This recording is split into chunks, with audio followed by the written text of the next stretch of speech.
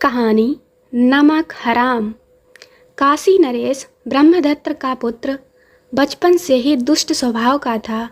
वह बिना कारण ही मुसाफिरों को सिपाहियों से पकड़वाकर सताता और राज्य के विद्वानों, पंडितों तथा बुजुर्गों को अपमानित करता।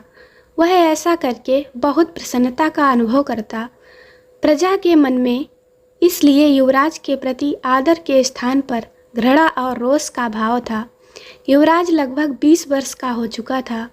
एक दिन कुछ मित्रों के साथ वह नदी में नहाने के लिए गया। वह बहुत अच्छी तरह तैरना नहीं जानता था, इसलिए अपने साथ कुशल तैराक सेवकों को भी ले गया।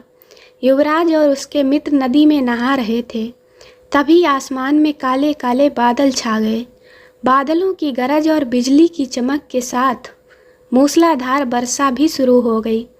युवराज बड़े आनंद और उल्लास से तालियां बजाता हुआ नौकरों से बोला, आहा, क्या मौसम है! मुझे नदी की मझधार में ले चलो। ऐसे मौसम में वहां नहाने का बड़ा मज़ा आएगा। नौकरों की सहायता से युवराज नदी की बीच धारा में जाकर नहाने लगा। वहां पर युवराज के गले तक पानी आ रहा था और डूबने का खतरा नहीं था, लेकिन वर्षा के कारण धीरे धीरे पानी बढ़ने लगा और धारा का बहाव तेज होने लगा। काले बादलों से आसमान ढक जाने के कारण अंधेरा छा गया और पास दिखना कठिन हो गया। युवराज की दुष्टता के कारण उनके सेवक भी उससे घृणा करते थे, इसलिए उसे बीच धारा में छोड़कर सभी सेवक वापस किनारे पर आ गए।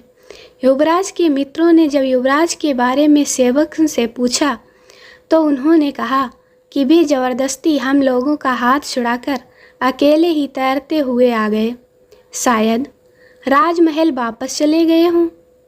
मित्रों ने महल में युवराज का पता लगवाया, लेकिन युवराज वहां नहीं पहुंचा था। बात राजा तक पहुंच गई। उन्होंने तुरंत सिपाहियों को नदी की धारा या किनारे कहीं से भी युवराज का पता लगाने का आदेश दिया। सिपाहियों ने नदी के प्रवाह में तथा किनारे दूर दूर तक पता लगाया, लेकिन युवराज का कहीं पता न चला। आखिरकार निराश होकर वे वापस लौट आए। इधर अचानक नदी में बाढ़ आ जाने और धारा के तेज होने के कारण युवराज पानी के साथ बह गया। जब वह डूब रहा था तभी उसे एक लकड़ी दिखाई दी। युवराज ने उस लकड़ी को पकड़ लिया और उसी के सहारे बढ़ता रहा। आत्मरक्षा के लिए 3 अन्य प्राणियों ने भी उस लकड़ी में शरण ले रखी थी, एक सांप, एक चूहा और एक तोता।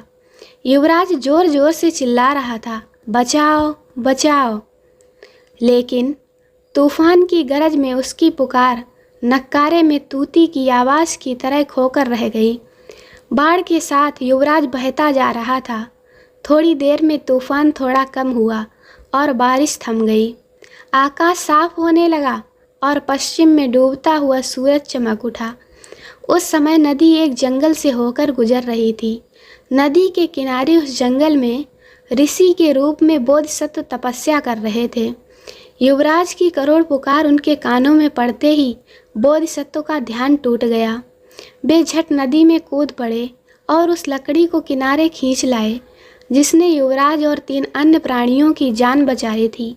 उन्होंने अग्नि जलाकर सबको गर्मी प्रदान की, फिर सबके लिए भोजन का प्रबंध किया। सबसे पहले उन्होंने छोटे प्राणियों को भोजन दिया। तत्पश्चात युवराज को भी भोजन खिलाकर उसके आराम का भी प्रबंध कर दिया।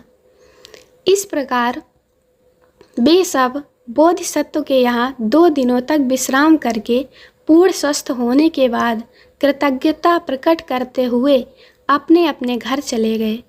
तोते ने जाते समय बोधिसत्व से कहा, महानुभाव, आप मेरे प्राणदाता हैं। नदी के किनारे एक पेड़ का खोखला मेरा निवास था, लेकिन अब वह बाढ़ में बह गया है। हिमालय में मेरे कई मित्र हैं। यदि कभी मेरी आवश्यकता पड़े तो नदी के उस पार पर्वत की तलहटी में खड़े होकर पुकारिए। मैं मित्रों की सहायता से आपकी सेवा में अन्न और फल का भंडार लेकर उपस्थित हो जाऊंगा। मैं तुम्हारा वचन याद रखूंगा। बोधिसत्व ने आश्वासन दिया। सांप ने जाते समय बोधिसत्व से कहा, मैं पिछले जन्म में एक व्यापारी था। मैंने कई करोड़ रुपए की स्वर्ण मोहरें नदी के तट पर छिपा कर रख दी थीं। धन के इस लोभ के कारण इस जन्म में सर्प योनि में पैदा हुआ हूँ।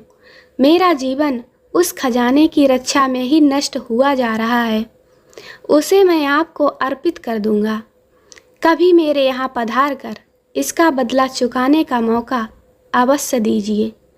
इसी प्रकार चूहे ने भी वक्त पड़ने पर अपनी सहायता देने का वचन देते हुए कहा, नदी के पास ही एक पहाड़ी के नीचे हमारा महल है, जो तरह तरह के अनाजों से भरा हुआ है।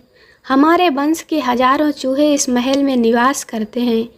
जब भी आपको अन्न की कठिनाई हो, कृपया हमारे निवास पर अवश्य पधारिए और सेवा का अवसर दीजिए। मैं फिर भी आपके उपकार का बदला कभी न चुका पाऊंगा। सबसे अंत में युवराज ने कहा, मैं कभी ना कभी अपने पिता के बाद राजा बनूंगा।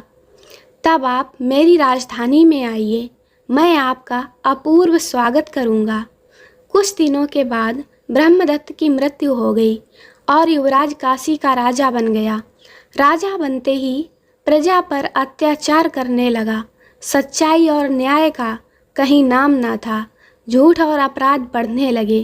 प्रजा दुखी रहने लगी। यह बात बोधिसत्व से छिपी ना रही। उसे राजा का निमंत्रण याद हो आया। उसने सबसे पहले राजा के यहाँ जाने का निश्चय किया। वे एक दिन राजा से मिलने के लिए काशी पहुँचे। बोधिसत्व नगर में प्रवेश कर राजपथ पर पैदल चल रहे थे।